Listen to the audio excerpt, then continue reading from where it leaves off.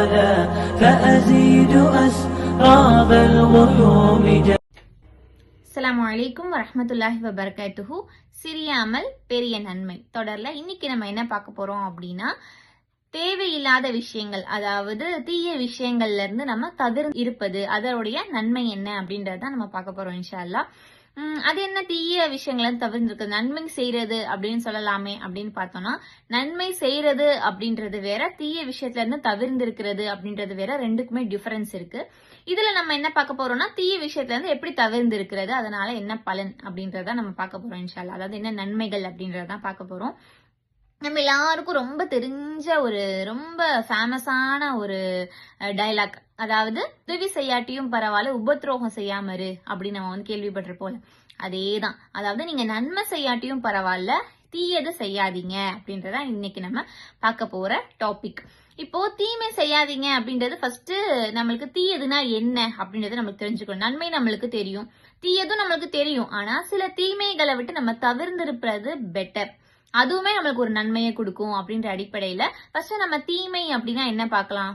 பொறாமை, கோபம், இதெல்லாம் வந்து தீய குணங்கள் அப்படின்ற அடிப்படையில நம்ம பார்க்கலாம். அதாவது பாவம் செய்யறது அப்படின்றது இல்ல, தீமை, ஒரு சில கெட்ட விஷயங்கள், இது மூலமா நம்மளுக்கு பாவம் வந்து வர்றதுக்கான வாய்ப்புகள் இருக்கு அப்படின்னு சொல்றோம்ல. அந்த தீமையான விஷயங்கள்னு பார்க்கும்போது பொறாமை கொள்றது, மத்தவங்களை பார்த்து கோவப்படுறது, கோவத்துல நிறைய வார்த்தைகளை விடுறது, அனாவசியமா பேசுறது, இன்னும் வந்து பழி வாங்கணும்னு நினைக்கிறது, புறம் பேசுறது, இந்த மாதிரி விஷயங்கள்லாம் இருக்குல்ல. சோ இது எல்லாமே வந்து ஒரு தீய குணம், தீமையான விஷயம்தான். அப்ப இந்த விஷயங்கள்லாம் நம்மகிட்ட இருக்கு அப்படின்றப்போ அது எப்படி நம்மள நல்லது பண்ண தூண்டும்? அப்ப இந்த கெட்ட விஷயங்கள் எல்லாத்தையும் நம்ம அவாய்ட் பண்ணணும்ல, இந்த தீய விஷயத்தெல்லாம் நம்ம வந்து தவிர்ந்து இருக்கணும் அப்படின்ற பட்சத்துல இது எல்லாத்தையும் எப்படி நம்ம தவிர்ந்து இருக்கிறது? இதெல்லாம் தீமையான விஷயம்னு எனக்கு தெரியும், ஆனா எப்படி இதை வந்து தவிர்த்து இருக்கிறது அப்படின்னு பார்த்தோம்னா, ஃபர்ஸ்ட் எக்ஸாம்பிளுக்கு ஃபர்ஸ்ட் வந்து ஒரு பொறாமைன்னு எடுத்துப்போமே. நம்மளுக்கு வந்து ஒருத்தவங்கள பார்த்து பொறாமையா இருக்கு, என்னடா அவங்க இப்படி வச்சிருக்காங்க, இவ்வளவு வச்சிருக்காங்க, இப்படி எல்லாம் வாழ்றாங்க, இந்த மாதிரிலாம் நம்மளுக்கு ஒருத்தவங்கள பார்த்தோன்னே ஏதோ ஒரு இடத்துல தோணுது அப்படின்னா, ஃபர்ஸ்ட் விஷயம் அப்படி ஸ்டாப் பண்ணிட்டு நம்ம என்ன யோசிக்கணும் அப்படின்னா, அல்லாஹ் நம்மளுக்கு என்ன கொடுத்திருக்கான். அதாவது நபி ஸல்லல்லாஹு அலைஹி வஸல்லம் அவங்களே சொல்லியிருக்காங்க, நம்மளை விட உயர்ந்தவங்களை நம்ம பார்க்க கூடாது, நம்மளை விட கீழே இருக்கவங்களாம் நம்மள வந்து பார்க்கணும். ஏன்னா நம்மளை விட உயர்ந்தவங்களை நம்ம பார்க்கும்போது நம்மள அந்த மாதிரிலாம் இல்லையே அப்படின்னு சொல்லிட்டு ஏங்க ஆரம்பிச்சிருவோம். அந்த மாதிரி வேணும்னு சொல்லிட்டு ஒவ்வொரு பொறாமை குணம் வந்து அதிகமாயிரும். ஆனா நம்மளோட கீழே இருக்கவங்களை பார்க்கும்போது அல்ஹம்துலில்லாஹ், அல்லாஹ் நம்மளுக்கு இவங்க அளவுக்கு வைக்கலையே, இதை விட சிறந்தவங்களா தானே நம்மள வச்சிருக்கான் அப்படின்னு சொல்லிட்டு ஒரு நன்றி உணர்வு நம்மளுக்கு ஏற்படும். அதனால நம்மளோட கீழே இருக்கவங்கள நம்ம பார்க்கக்கூடியவங்களா இருக்கணும். அப்படி நம்ம பார்க்கும்போது பொறாமை அப்படின்ற குணம் நம்மளுக்கு கம்மியாயிரும், இல்லாம போகாது, கம்மியாகும். கொஞ்சம் கொஞ்சமா இந்த பிராக்டிஸை நம்ம கொண்டு வந்தோம் அப்படின்னா, ஏன்னா நம்மளா மனிதர்கள் தானே, இயல்பு தீமையான குணம் நம்மளுக்கு வர்றது இயல்பு. ஆனா அதை எப்படி சரி பண்ணணும் அப்படின்ற விஷயம் நம்மளுக்கு தெரிஞ்சிச்சுன்னா நம்ம ஆட்டோமேட்டிக்கா சேஞ்ச் பண்ணிடுவோம் இன்ஷா அல்லாஹ். அப்போ நம்மளுக்கு பொறாமைன்ற குணம் நம்மளுக்கு வருதா, நம்மகிட்ட இருக்கான்றது நிறைய பேருக்கு தெரியாது. அதுவும் அதெல்லாம் எனக்கு கிடையாதே அப்படின்னு சொல்லுவாங்க. ஆனா ஒருத்தவங்களை பார்க்கும்போது அவங்களுக்கு அந்த ஜெலசி வந்து ஆட்டோமேட்டிக்கா வரும். அதனால நம்ம வந்து நம்மளுக்கு ஏதோ ஒரு இடத்துல ஐயோ இவங்க என்ன இப்படி இருக்காங்க அப்படின்னு தோணும் போது அஸ்தக்ஃபிருல்லாஹ், நம்ம வந்து அதை அப்படியே நம்ம ஸ்டாப் பண்ணிட்டு அல்ஹம்துலில்லாஹ், அல்லாஹ் எனக்கு இவ்வளவு விஷயத்த கொடுத்திருக்கானே, நம்மளுக்கு கொடுக்கப்பட்ட அருட்கொடைகளை நம்ம சிந்திக்க ஆரம்பிச்சிடணும். அடுத்து இரண்டாவது விஷயம் கோபம். கோபம் நம்மளுக்கு எல்லாத்துக்கும் வரும் தான், அது வந்து ஷைத்தானுடைய குணம் கோபம். அதை கண்டிப்பா ஷைத்தான் எல்லார் மேலயுமே திணிப்பான். சின்ன சின்ன சின்ன விஷயங்களுக்கு எல்லாம் கோவப்படுறவங்களும் இருக்காங்க, வேல்யூபிளான ரீசனுக்கு கோவப்படுறவங்களும் இருக்காங்க. சோ கோவம்ன்றது எல்லாத்துக்குமே வரக்கூடியதுதான். அதை நம்ம எப்படி தவிர்க்கலாம் அப்படின்னு பார்த்தோம்னா, எம்பத்தி, அதாவது மத்தவங்களுடைய நிலைமையில இருந்து பாக்குறது. ஏன் நம்மளுக்கு கோவம் வரும் அப்படின்னா, அவங்க ஏன் இப்படி பண்ணல, இவங்க ஏன் இதை செய்யல, நான் இப்படி பண்ணிருக்கனே, அவங்க இப்படி பண்ண மாட்டேங்கிறாங்களே அப்படின்னு சொல்லிட்டு ஒரு கம்பேரிசன் நம்ம பண்ணுவோம். இன்னொன்னு அவங்க ஏன் பண்ணல, ஏன் செய்யலன்ற விஷயத்த நம்ம கொண்டு வருவோம், அடுத்தவங்களை பிளேம் பண்ணுவோம். அப்போ அந்த இடத்துல நம்ம என்ன யோசிக்கணும் அப்படின்னா, அவங்களுடைய நிலைமையில இருந்து பார்க்கணும். ஒருவேளை நம்ம அவங்க நிலைமையில இருந்திருந்தோம் அப்படின்னா நம்ம என்ன பண்ணிருப்போம், அவங்களுக்கு என்ன கஷ்டமோ, அவங்களுக்கு என்ன சூழ்நிலையோ, சோ அதனால அவங்களுக்கு உண்மையிலே அவங்க வேணும்னே பண்ணா கூட நம்ம என்ன யோசிக்கணும் அப்படின்னா, அவங்க வேணும்னே பண்ணல, ஏதோ ஒரு சிச்சுவேஷன் அவங்களால பண்ண முடியல, நம்ம வந்து அவங்களுடைய நிலை வந்து என்ன மாதிரி இருக்குமோன்னு சொல்லிட்டு நம்ம யோசிக்கக்கூடியவங்களா இருந்தோம் அப்படின்னா நம்மளுடைய கோபம் ஆட்டோமேட்டிக்கா குறைய ஆரம்பிச்சிரும். நம்மளா ஒண்ணுமே இல்லாத விஷயத்த பெருசு பண்ணி யோசிக்கும் போதுதான் அது பெரிய விஷயமா நம்மளுக்கு தெரியும். அதனால கோபம் நம்மளுக்கு வரும்போது வர்றது இயல்பு. ஆனா அதை எப்படி நம்ம அடக்கணும் அப்படின்னா, நம்மளுடைய திங்கிங்கை மாற்றணும், மைண்ட் செட்டை மாற்றணும். இல்லை அவங்க வந்து வேணும்னே பண்ணலை, அவங்களுக்கு என்ன சூழ்நிலையோ அப்படின்ற மாதிரி நம்ம யோசிச்சு அதை நம்ம கம்மி பண்ணிக்கணும் இன்ஷால்லா. இதையே நம்ம கொண்டு வந்தோம் அப்படின்னா ஹேபிட் ஆச்சுன்னா நம்ம கோவம் ஆட்டோமேட்டிக்காக ஃபுல்லாக குறைஞ்சிரும். அடுத்தது என்னன்னா புறம் அப்படின்ற விஷயம் வந்து யாருக்கு அப்படின்னா வேலை வெட்டியே இல்லாதவங்களுக்கு தான் அந்த புறம் அப்படின்ற விஷயம் இருக்கும்.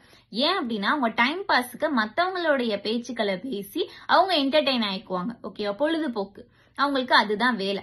சோ நம்மளுக்கு வந்து யாராச்சும் நம்மகிட்ட வந்து பேசுறாங்க இல்ல, நம்மளே வந்து போர் அடிக்குது, அன்னைக்கு அவ அப்படி பண்ணாலே அப்படின்னு சொல்லிட்டு நம்மளுக்கே யாரையாவது வச்சு பேசணும்னு தோணுது அப்படின்னா அதை அப்படியே ஸ்டாப் பண்ணிடணும். ஷைத்தான் என்ன பண்றான், நம்மளை வச்சு அவன் கேம் ஆடுறான், விளையாடுறான். அப்போ நம்ம என்ன பண்ணிக்கணும், அதுல உஷாராகிட்டு அந்த இடத்துல நம்ம என்ன பண்ணணும், பிரசன்ட ஃபோக்கஸ் பண்ணணும். அன்னைக்கு 2 பேர் இப்ப நம்ம பேசுறோம் அப்படின்னா அந்த 2 பேரை மட்டும் ஃபோக்கஸ் பண்ணி பேசணும். நீங்க என்ன பண்றீங்க, நீங்க என்ன செய்றீங்க, என்ன பண்ண போறீங்க, என்ன பண்ணிருக்கீங்க, இந்த மாதிரி அவங்க 2 பேரை வச்சு மட்டுமே பேசணுமே தவிர்த்து நம்மளுக்கு பேசவே கண்டென்ட் இல்லைன்னு சொல்லிட்டு வேற ஒருத்தவங்களை இழுத்து அந்த இடத்துல பேசி புறத்தை பேசி நம்ம பாவங்களை சம்பாதிக்க கூடாது. சோ இந்த மாதிரி சின்ன சின்ன விஷயங்கள் எல்லாமே நம்ம அன்றாட வாழ்க்கையில நடக்கிறது. ஈவன் நம்ம பார்த்துட்டு இருக்க நம்ம கூட நம்மளுக்கு அந்த பண்பு இருக்கலாம் மேபி. ஏன்னா நம்ம மனிதர்கள், அது அந்த விஷயத்த நம்ம புரிஞ்சுக்கணும். ஆனா மனிதர்கள்ன்றனால நான் எனக்கு எல்லா விஷயமே இருக்கு, நான் தப்பு செஞ்சுக்கிட்டே இருப்பேன் நம்ம சொல்லக்கூடாது. மனிதர்கள் தவறு செய்யக்கூடியவர்கள் தான். அதுல சிறந்தவங்க யாரு, அவங்களுடைய தப்பை உணர்ந்து பாவ மன்னிப்பு கேட்கிறவங்க அப்படின்றது நம்மளுக்கு தெரியும்ல. அப்போ இந்த சின்ன சின்ன தவறுகள், இந்த தீமைகளை விட்டு நம்ம பாதுகாக்கணும் அப்படின்னா அந்த விஷயங்கள் எல்லாத்தையுமே நம்ம எப்படி காம்பன்சேட் பண்றது, கெட்டதை நன்மையா மாத்துறதுக்கு என்ன வழி அப்படின்றத இன்ஷா அல்லாஹ் நம்ம வந்து யோசிக்கணும். இன்னொன்னு நம்மளுடைய வேலைகளை ரொம்ப பிஸியா இருந்தோம் அப்படின்னா இந்த மாதிரி தீமையான விஷயங்கள் நமக்குள்ள வராது.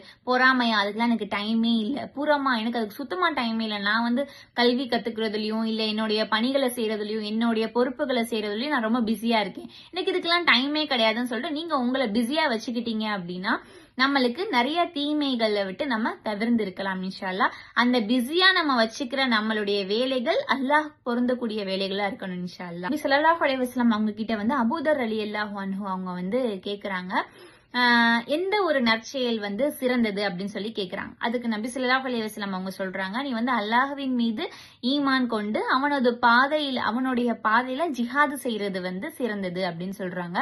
அதுக்கப்புறம் அவங்க கேட்கறாங்க, அவங்கள்ட்ட வந்து நான் எந்த அடிமையை வந்து விடுதலை செய்வது வந்து சிறந்தது அப்படின்னு சொல்லி கேட்டிருக்காங்க. அதுக்கு நபி ஸல்லல்லாஹு அலைஹி வஸல்லம் அவங்க வந்து சொல்லியிருக்காங்க, அதுல வந்து அதிக விலையுடைய அடிமை அவங்களும் தன் எஜமானனுக்கு வந்து பெருமதி அளிக்கக்கூடிய பெருமதி மிக்க அடிமையும் தான் சிறந்தவங்க அப்படின்னு சொல்லியிருக்காங்க.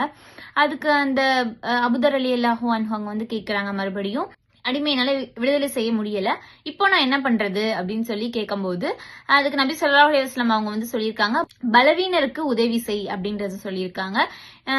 இல்ல அப்படின்னா உழைத்து சம்பாதிக்க இயலாதவங்க இருப்பாங்கல்ல, அவங்களுக்கு நீ வந்து நன்மை செய் அப்படின்றத சொல்லியிருக்காங்க. அதுவும் என்னால முடியல அப்படின்னா நான் என்ன பண்றது அப்படின்னு சொல்லி கேட்டிருக்காங்க. அதுக்கு நபி ஸல்லல்லாஹு அலைஹி வஸல்லம் அவங்க வந்து சொல்லியிருக்காங்க, மக்களுக்கு தீங்கு செய்யாமல் இரு, இதுவும் நீ உனக்கு செய்து கொள்ளும் ஒரு தர்மம் தான் அப்படின்றத நபி ஸல்லல்லாஹு அலைஹி வஸல்லம் அவங்க சொல்லியிருக்காங்க. அப்ப மக்களுக்கு நீ தீங்கு செய்யாம இரு, அதுவே உனக்கு ஒரு பெரிய விஷயம் தான், அது வந்து உனக்கு தர்மம் அப்படின்றப்போ அதற்கான கூலி வந்து நம்மளுக்கு கிடைக்கும் அப்படின்றத நபி ஸல்லல்லாஹு அலைஹி வஸல்லம் அவங்க சொல்லியிருக்காங்க.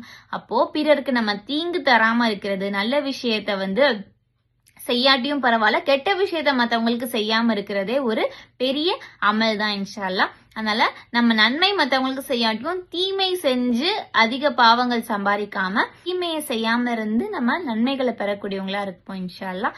அஸ்ஸலாமு அலைக்கும் வரஹ்மத்துல்லாஹி வபரகாத்துஹு.